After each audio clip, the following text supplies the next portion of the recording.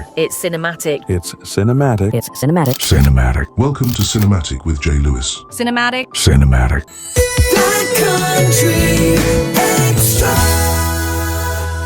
From the soundtrack of what may actually be the film of the year. Oh, yes. Oh, yes, that's American Girl by Tom Petty and the Heartbreakers, which, listener, I will tell you more about that film in a moment. Before I do, though, and because it would be frankly impolite of me not to... Yes, it would. Let me introduce the team that make this show possible. It's super producer Linda. Hello. Hello, darlings. And Hello. Black Country's most charming man, it's Barry. Woo, hello. Hello. Okay, now Barry, last month you pondered for a long time about Well- whether you... But yes, you did. I wash my hands afterward. About whether you delivered your line in the next section well enough. So I hope you found your motivation.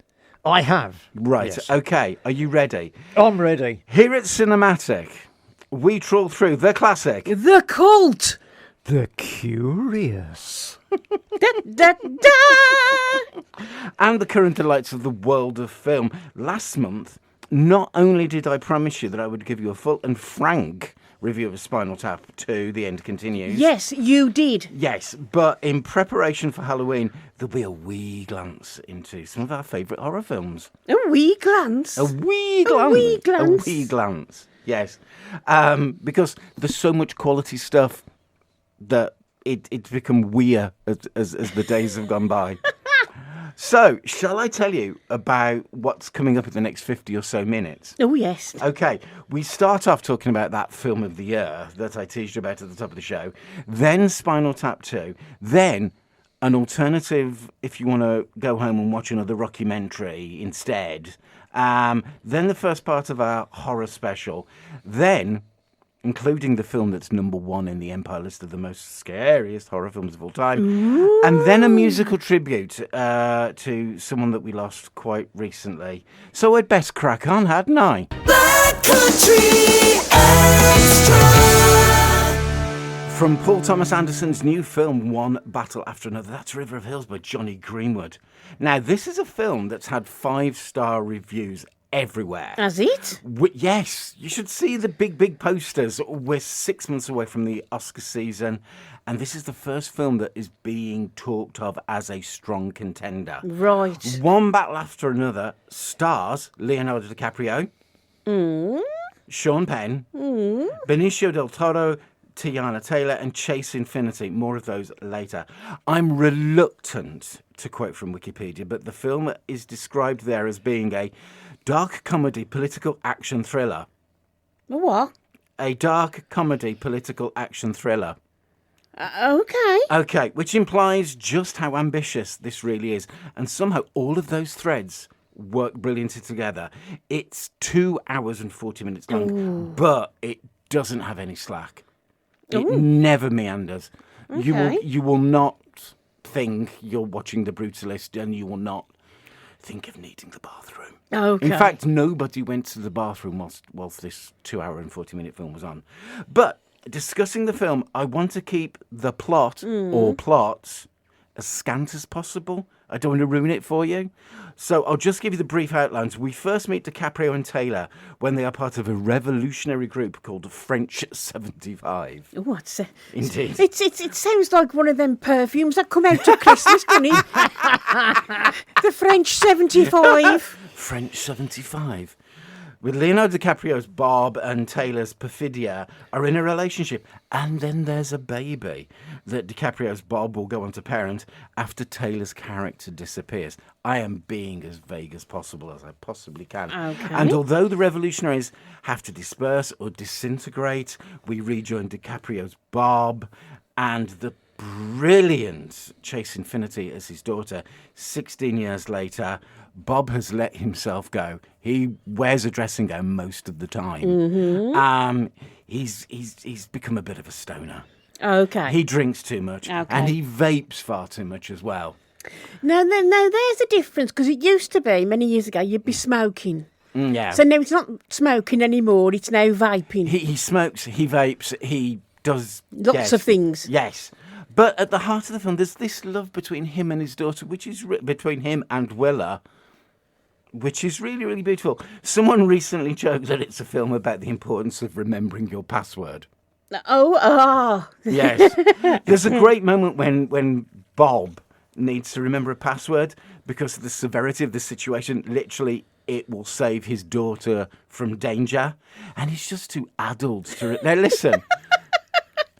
I got a new credit. I had to kind of re-sign up to Mubi last week. Oh, dear. Oh, and I can't remember.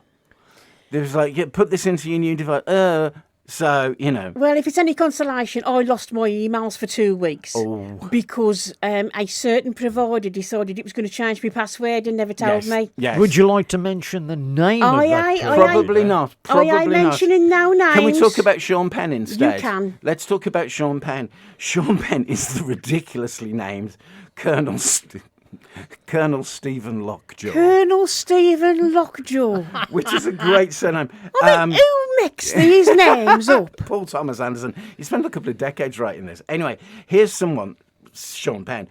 Hang on, just rewind. He spent a couple of decades writing this, and the best name he could come up with was Colonel Stephen Lockjaw. Well, I'm sorry, but in those 2 decades, he has done Licorice Pizza, Boogie Nights. No. Don't make excuses. Well, He's wrote this in his spare time over 20 years. And the best he could come up with is Colonel Stephen Lockjaw. Really? Carry on, Jay. Sorry. No. Really, I can see you're going to be front of the queue for this one. Anyway, Sean Penn's already won 2 Oscars as Best Actor. So this, I think, might be a supporting role nomination. Yes, he's really good. Yeah. He's unpleasant. Not Sean Penn. Colonel Lockjaw is unpleasant, aggressive, reactionary. He's creepy. He becomes part of a quite risible, white supremacist organisation. And seeing that he may just be the father of a dual heritage child, that could be problematic. And most ridiculously of all is his walk. Oh.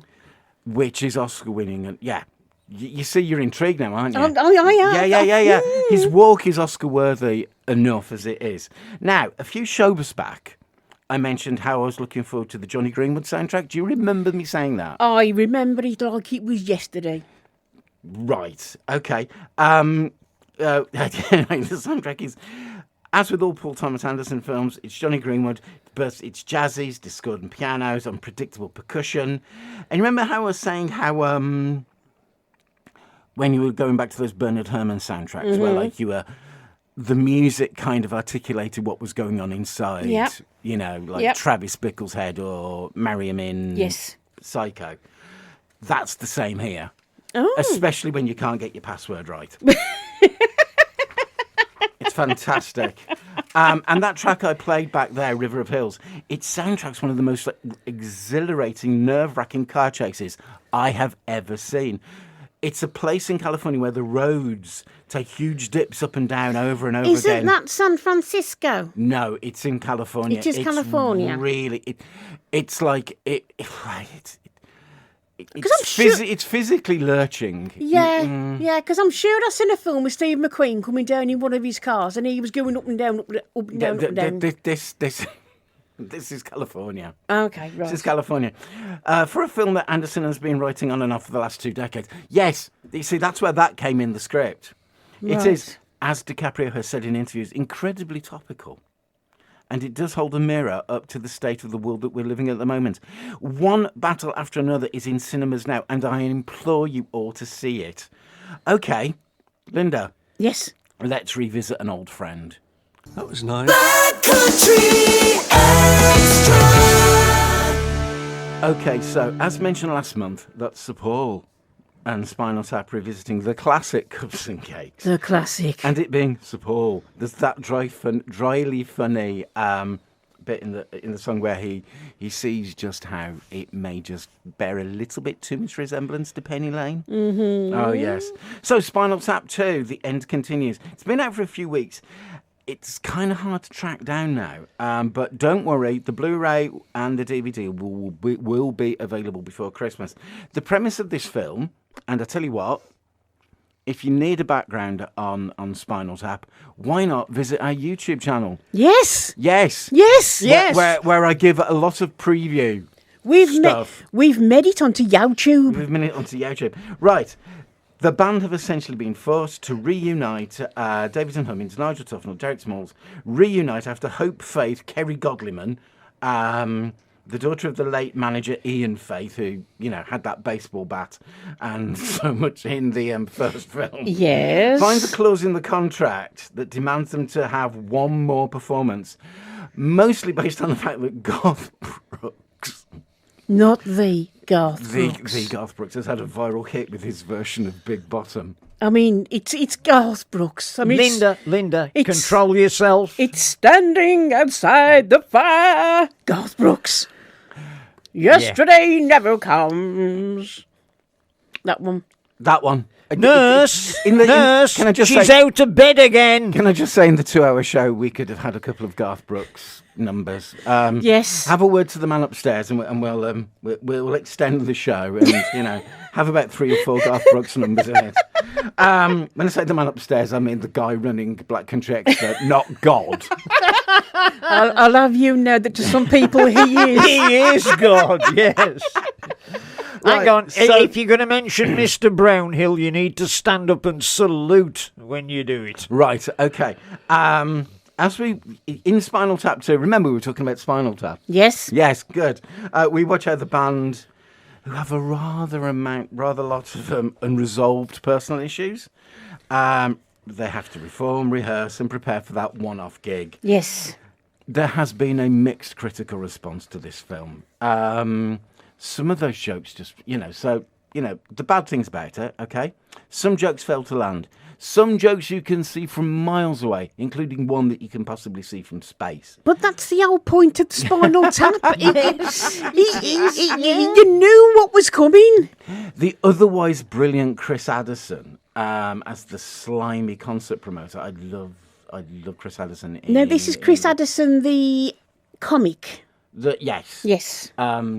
Brilliant in the thick of it. So many other things. He's the slimy concert promoter, Simon Howler. Ooh. Is so underwater. It's basically Simon Cowell. But it's just too obvious and a bit underwritten for it to be great. Other things I didn't like, the flatulent Big Bottom stage prop.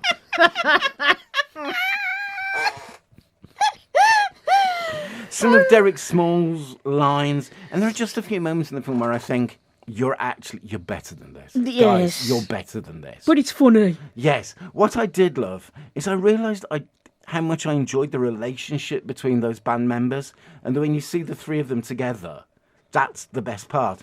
When they're rehearsing, there's all those tensions, and I don't know if you watched, like what I did, all 8.5 hours of Peter Jackson's Get Back documentary about the Beatles. Yes, we did. Barry doesn't remember it because he saw it through his eyelids. Yes. But I saw all of it. Yes.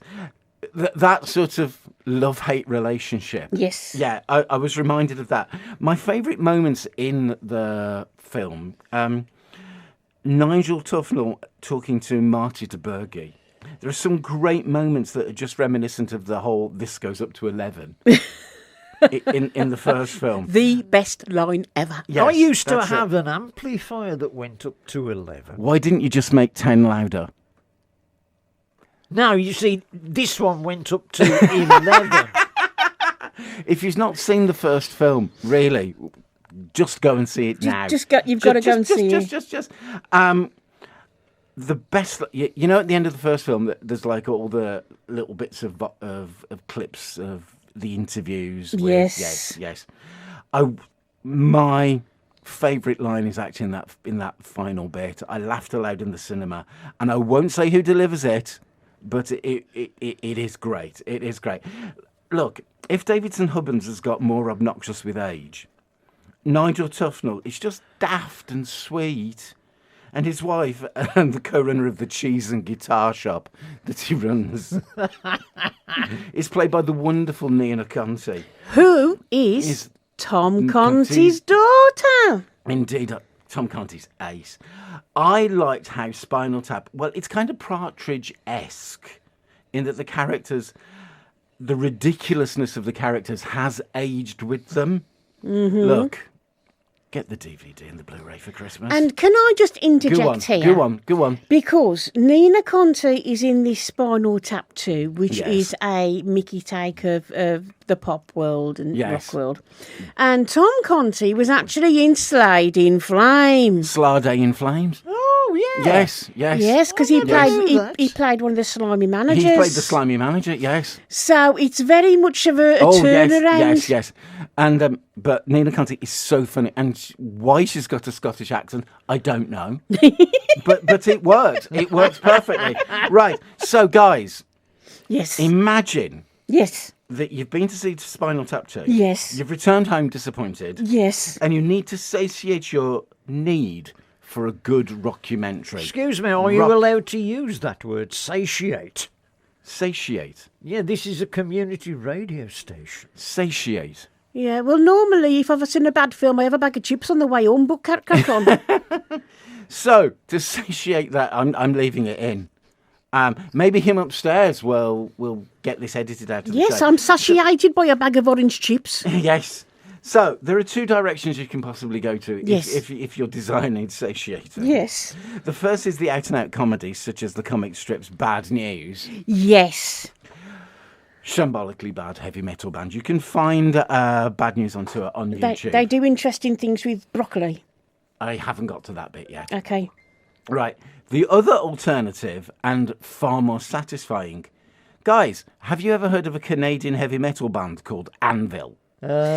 Yes. Right. Many, many. Oh, that brings back memories. Right, okay. Let me tell you about the film Anvil. Yes. The story of Anvil. Yes. When Anvil, the story of Anvil was released, the most common critical response was, well, it's a bit like Spinal Tap, but it's real.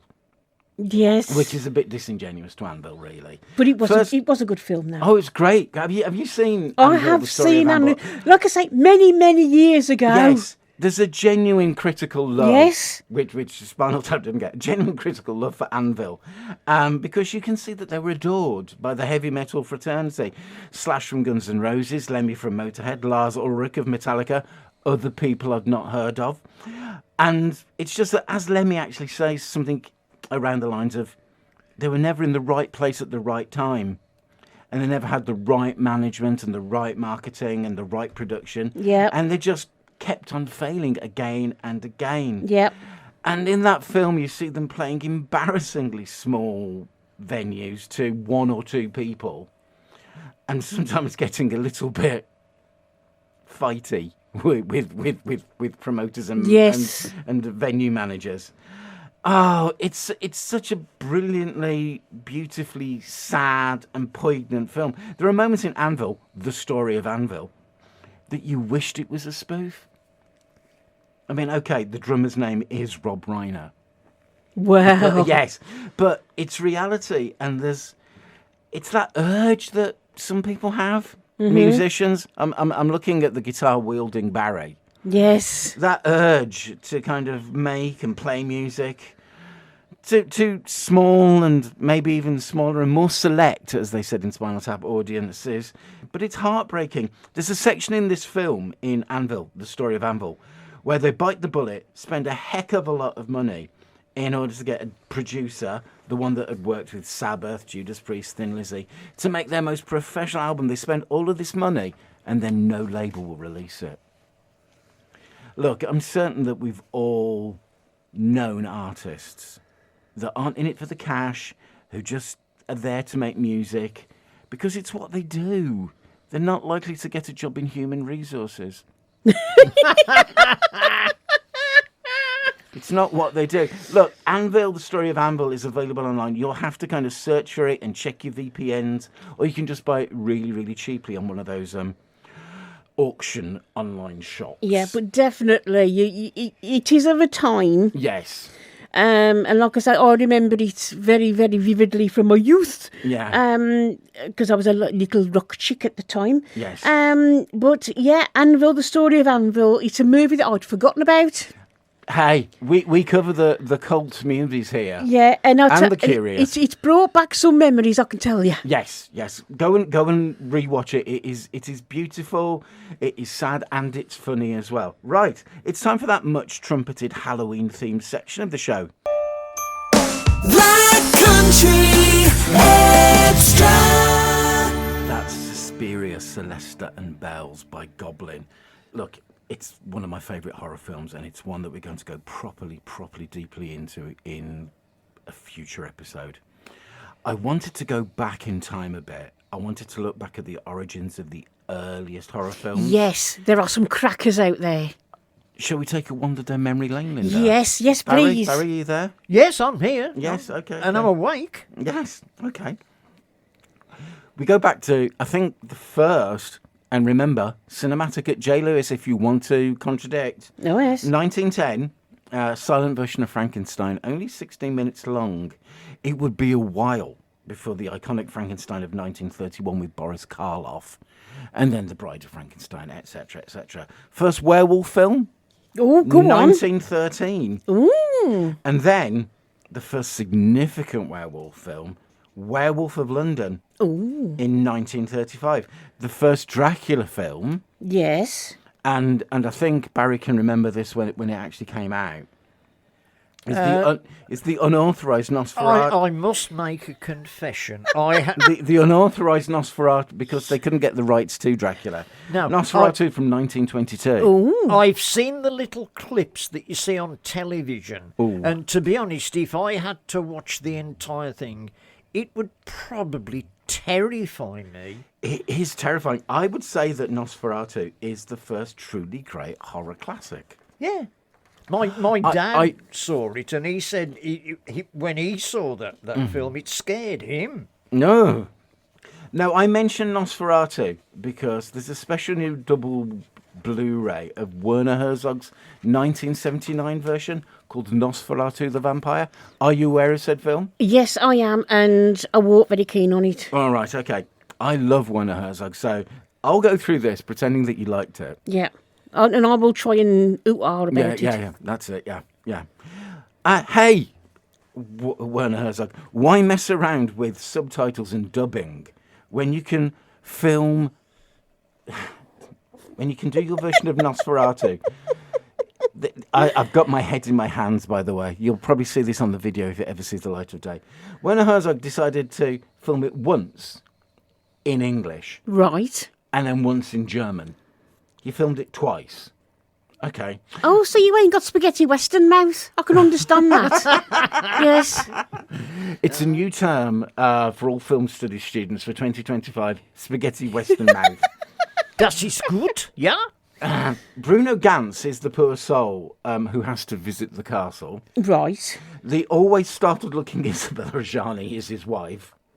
And Klaus Kinski is the vampire. Now, Kinski is terrible and vulnerable and utterly captivating. In real life, Kinski was a horrible person. You know, he's the father of Nastasia Kinski. Yeah. Yeah. She wasn't fond of him. Oh. No. There was I recently read an article on him in Sight and Sound. He was a dreadful person. But, you know... Allegedly. Oh, no. Anyway, allegedly. Then, early this year, we have Robert Eggers' deeply unsettling version of Nosferatu, which I'll return to in December when we're looking at the films of the year. Can we have a woo for we're going to be doing a films of the year show? Oh, yes. Ooh. Oh, yes. Right. First zombie flick. Oh, yes. Yes, I like a zombie. Yes, 1932, White Zombie. Wow. A voodoo master is manipulating people, and it's played by the terrifying Bela Lugosi. See, I liked Bela Lugosi. I thought he was great. When you realise that when I haven't got enough content, you'll know that because I'll play all 10 minutes of Bauhaus's Bela Lugosi's Dead. Did you know Bela Lugosi is actually buried in his Dracula costume? I did not know that. Yeah. Because, obviously, Bela Lugosi, as the next line of the script says, is the actor who's the first proper version. Yeah. Proper. Not Nosferatu, proper authorised version of So Dracula. if you ever get a chance to watch Hollywood Graveyard Yes. on YouTube, Right. he goes through, he finds actors and actresses and people in the movie business, Yes. and he actually goes through various things of their life and where they're buried and whatnot and how they were buried. Yeah. And he actually said Bela Lugosi was actually buried in his Dracula costume. Is that how you found out? By watching that Yeah. program? All right. And he was buried in the costume. Right. Dickie Bow and everything. I What a think strange man. yes. Anyway, so that version, that zombie from 1932, completely different to when George A. Romero reinvented the zombie of the whole Night of the Living Dead series. Yes, and I remember watching this when I was 8. Can we talk about 8 years old. Can we talk about our childhood and what scared us as a child? Nothing. In later in the show. Yes. Right, and I just think that all of those classic tales, all those macabre things from beyond the grave, things from the spirit world, Ooh. those are the things that are the basis for everything that we now love, whether it be weapons or sinners or whatever. Yeah. That silence is consent. People agree. No, because when you were saying that, I was thinking Big Trouble in Little China, and I don't know why I was thinking Big Trouble I in Little don't know China. why you were thinking about Big Trouble in Little China. I've seen that film. No. Jason, like the professional that you are, bring it back to right. The next line of the script, Linda. Oh, listen, I am sorry. No, Go don't on. worry, dear. Personally, Lind, Yes. I'm a bit peckish. Are you? Yes. Linda, Barry, Yes. how about a big bowl of beef chow mein? Now then, yes. listeners, Black Country Extra. Oh, that's Werewolves of London by the fabulous Warren Zevon. Ooh, Werewolves of London. A song that I'm reliably informed Barry can perform on the guitar. it's A, G, and D. Right. Can I also say, guys, that restaurant that Warren mentions Yes. at the start of that song, I've been there. Yeah. Yeah, it actually exists, and they've got a picture of the Warren Zevon album in the window, the lyric next to it. And do you know what meal they don't serve? Go on. Beef chow mein. Oh. So, guys, over the last few weeks, I did draw up a list of my favourite horrors. Linda sent me her list. I did. I asked for 3. You got many And, more and, than and 3. that's why we're going to be carrying this horror feature on over the next couple of months. my list did err on the side of the arty. Well, Oh, Kelsey yes. Freeze on that. Linda's was genuinely, classically, brilliantly frightening. I think my eldest kid actually preferred your list to mine. See, great minds think alike. Indeed, and fools seldom differ. Ooh, that's cutting. Oh, it is. So I decided to create a bit of a Venn diagram Yes. about the films that overlapped Yes. in our list. We'll take a deeper dive into our other favourite horror films over the next couple of months. Right, the first 2 films, a horror with a dash of comedy Yes. and a comedy with a dash of horror. Okay. Okay, John Landis, Yes. 1981, having already done National Lampoon's Animal House, Kentucky Fried Movie and The Blues Brothers, films I fail to find funny, and then doing Coming to America and Beverly Hills Cop 3 and Three Amigos and Trading Places. In Britain, he comes to Britain, he makes American Werewolf. It's 2 characters alone on the moors, North Yorkshire moors. In the Empire list of the greatest horror films of all time, it comes in at number 12, higher than some other classic horrors that you think would have been higher. We've got David Norton and Griffin Dunn out on the North Yorkshire moors. They arrive at the Slaughtered Lamb pub. So you have to cut visions now of Kate Bush going out on the windy moors. Where they meet Brian Glover playing Yes. an actual Yorkshireman, The famous wrestler. the famous wrestler, and warning them as they leave to stay on the moors and Yes. Stay on top moors. stay on. Yeah. And guess what? What? They don't. And guess what? What? Well, there's a full moon. There's a howling. Jackie is now the large meatloaf. As he is now one of the undead, and David has something to do rather drastically before the next bad moon rising. Oh, yes. Oh, yes. It works for me. It's got an Ace Needle drop soundtrack.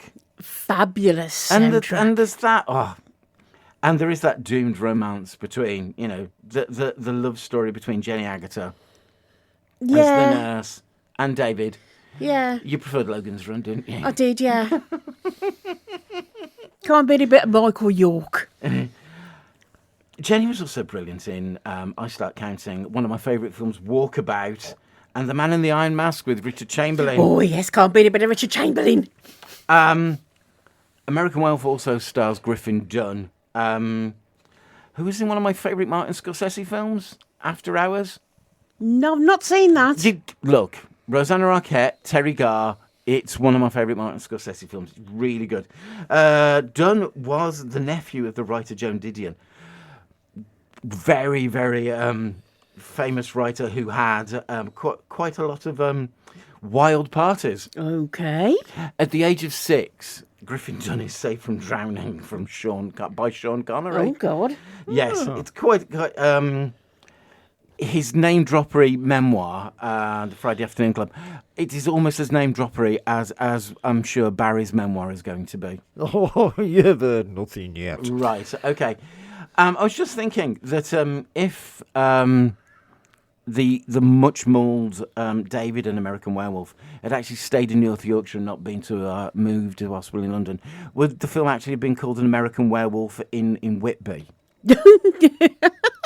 An American Werewolf in Robin Hood's Bay. An American Werewolf with a bag of orange chips. In Darlaston. Or Darlington, yes. Right, okay. That number one film in the Empire's list. Go on. The Shining. Oh. Really? Oh, come on. 1980, directed by Stanley Kubrick. Loosely based. And it's very loosely based. Yeah. I mean, the only thing that was remarkably similar Is the title. is the title. That's about it, really. Jack Torrance, played by Jack Nicholson, Shelley Duvall as his wife Wendy, Danny Lloyd as their kid Danny. They go to the Overlook Hotel to be the winter, the winter caretaker. Even though there's been tales that the previous winter caretaker went a bit berserk and killed his family. Do we like Kubrick's films? I've seen Clockwork Orange once. 2001? 2001, I've seen that once. Doctor Strangelove, I watched that once because it got Peter Sellers in it, and then I walked keen on that. His films do tend to baffle people for a while, Yeah. and you tend to get into them after a while. Right, a bit of trivia about that film. Go on. Kubrick forced Shelley Duvall to do one of those, to do a take 127 times. It's in the Guinness Book of Records as the most takes in a film. Hang on, which scene was it? It doesn't say, but it's one of the scenes I know, and she's a nervous wreck by the end of it. If it's the one with the door, it's got to be when No, he's... no, the door is another thing. Wait Oh, for is this. he? The door, the Here's Johnny scene, took 3 days to film. Oh. And Jack Nicholson had to go through 60 doors. Oh, God. No wonder. 127 takes. Indeed. And I thought I was bad. One of the things about The Shining is it has got quite a devout and maybe bizarre following. There's the film Room 237. So many different interpretations. Many different there's a theories. lot of conspiracy theories about The Shining. And I mean, these people have watched it far too many times. clearly. Is it about the genocide of the Native Americans by the white Americans? Is it about the Holocaust? Jack Nicholson's character's sexuality? Or, my favourite, Stanley Kubrick's face in the clouds at the start of the film. I mean, if you go and watch a movie, you just want to watch a movie. You don't want to sit there and have to think about, why is he doing this, why is he doing that? Oh, look at him there. And of course, because the young kid wears an Apollo 11 jumper. He does. Yes, and because the Room 237, and we are 237 million miles from the moon. Oh, God. It's obviously Stanley Kubrick's guilt about filming the fake moon landing. It's the tenuous of links. Find this film on YouTube and try not to throw something at the TV screen. I think that's the is the greatest horror film of all time. Not Room 237. That's a horror for other reasons. Next month we'll be taking a deeper dive into some of our other horror films. One last piece of music, Linda. Yes.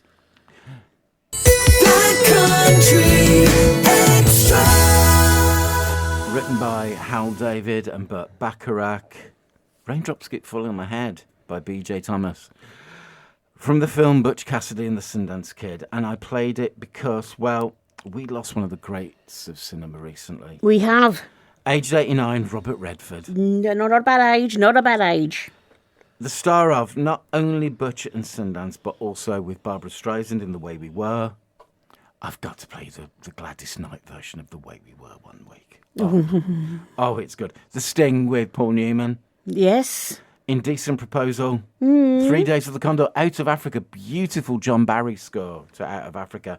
And best of all, for me, All the President's Men with Dustin Hoffman. Yes, fantastic film, fantastic film. Absolutely great rapport. I don't know whether you agree with that. I agree with the fact that, you know... They just bounced off each other Yes. completely. Yeah. Yes, it dated badly, but it is of the time. It is of the story. Yeah. If you haven't seen it, please do go and watch it. It is a fantastic movie, but gets right to the heart of it. It kind of, you know, it takes Watergate. And if you want to understand Watergate, it's a good thing to watch. Yeah. And then you can watch Frost Nixon, but my God, it's just brilliant.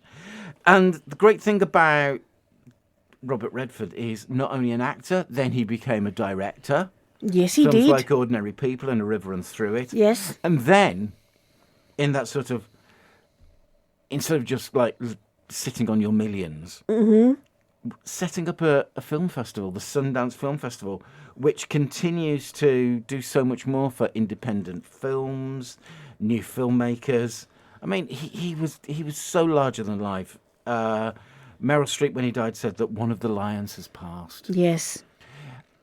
And I just remember him being one of the first actors back in the 1970s that people talked about with such Gusto. and reverence, yeah. And of course, he was a bit of a sex symbol as well. He was. So when I was 6 years old and being scared of Carry On Screaming, Yes. What you wanted was Robert Redford to come in on his bike. Or was that Paul Newman riding his bike through? But yes, that was a subtle hint to what was on my list. go on, go back to our And horror. what was on my list? Go on. Tell us about Carry On Screaming. I was gonna say- rewatched it recently. You can't have a horror programme without mentioning Carry On Screaming. And if you're icing it, you can get it on telly. It's usually played around about October time. It's for on some bizarre it's reason. on Internet Archive if you want to stream It's it. everywhere. Yes. Absolutely fantastic I think I film. just remember, like, because there were a lot of Carry On films on Yes. during the 70s. Yes. Obviously, all of the innuendos and the double entendres whizzed past my pre-teenage head. But I remember Carry On Screaming, and I think I was a bit scared. Oh, you haven't got to be scared. You got Kenneth Williams and he's frying one night. And then you got Fenella Fielding going, do you mind if I smoke? And all this smoke comes around. And then you got Odd Job, who was Bernard Bresslaw. Yes. Yeah, and Jim Dale as well was the partner of one of the girls that got taken to be turned into a mannequin. Yes, With indeed. Joan Sims. Can I just say, next month we've got some more horror to look at. Have you? Oh God, yes. Does that mean you'll be asking again for another list? Please no. let me just work through what you've given me already. And Honestly, listener, my list wasn't that bad. it was a very good list. It was an exceedingly good list. Exceedingly good list. And next month, it's Springsteen. Not Yes, the yes, boss. Yes, the biopic of The name has completely gone out of my head. I read the book earlier this year, and it's the Springsteen biopic. Is this on the same vein as the Bob Dylan biopic? This is the guy out of The Bear, playing Springsteen, making the brilliant 1982 album Nebraska. Because The album he made between The River and Born in the USA, and it's a fascinating album. It And it will is. be an amazing film. And but I bet you they don't put in there that the fact that his first four albums flopped. oh no, his first 2 albums flopped. This is all about 1982 because the 2 albums before. Listen, listeners, Listen to the next show. Next month, we're going deep on Springsteen. And you can hear me and Jay argue. Yeah, and the fact that I've actually forgotten the name of what the film is next month.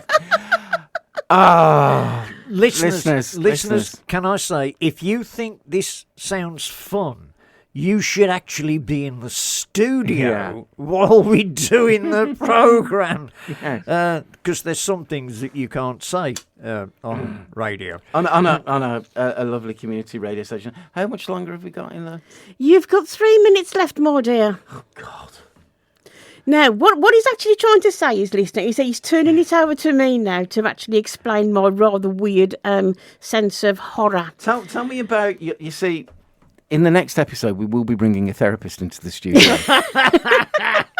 You see, my dad was a Yes. great film buff. Right, okay. And at the advent of video recorders and video players, like your Betamax and your VHS, Yes. You're talking about top loaders now. yeah, top loaders with the big Yes. buttons. And my dad found these fascinating because he loved a film. And so when we'd come home from school, junior school, and obviously you're about 8 or 9, and my dad's got a horror flick on the telly, like the Deadly Spawn or something like that, or any zombie film you could possibly imagine. Your dad was a great bloke. I'm proud to have known He him. was, and even the Texas Chainsaw Massacre, that didn't matter. Can I because- do some name dropping? You Can I do can. some name dropping? In the next episode, we're going to talk about the Texas Chainsaw Massacre and a conversation that my eldest kid had with Mark Kermode about yeah. the Texas Chainsaw. You see, you think Barry does all the name dropping. Oh, yes. Yes. And you talking about Carry On Screaming there, I was able to just quickly look up the fact the Springsteen film is called Deliver Me From Nowhere. Deliver Me From Nowhere. It's look, go and listen to Nebraska from 1982, the album that he made between The River and Born in the USA. It's amazing. Wow. Yes. And as I was loosely saying, my dad used to say, "It ain't real, you know." So we were sitting there, me and my 3 brothers were petrified. As And he he said, picked you up from behind the sofa. yeah, and he just said, "It ain't real." So you was all right. So you just sit and watch it. Well, yeah, but I remember being about 12 and watching that bit in The Exorcist 2 in the lift. Ooh. Yeah, I my eyes closed and saying it ain't real. Say it again, Lind. It ain't real. I went to bed early that night, ladies and gentlemen. Why I've become this horror connoisseur, I don't know. But yeah. Anyway, next month, Springsteen with Deliver Me From Nowhere and some further horror films to delight. See you next month. Ta-ra! Ta-ra a bit. Bye, folks. Bye. Black Country Extra. Live from the Black Country, online, on your mobile.